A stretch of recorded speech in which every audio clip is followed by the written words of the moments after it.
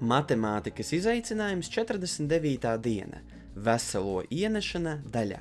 Vakar mēs iemācījāmies no parastās daļas izteikt veselo un iegūt jauktu skaitli. Šodien mēs iemācīsimies veikt pretēju darbību. Kādā veidā divus veselus un vienu trešdaļu var pārveidot par parastu daļu? Mēs saprotam, ka šis jauktais skaitlis ir izveidots no trešdaļām.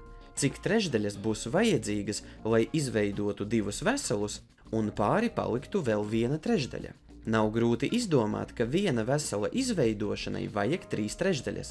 Tātad 1 ir 3 trešdaļas. Tas nozīmē, ka divu veselu izveidošanai vajadzēs 3 trešdaļas plus 3 trešdaļas. Tātad 2 veseli un 1 trešdaļa ir 3 trešdaļas plus 3 trešdaļas plus 1 trešdaļa. Tātad kopā 7 trešdaļas. Praksē mēs šādu pārveidojumu varam novest līdz nedaudz vienkāršākam algoritmam.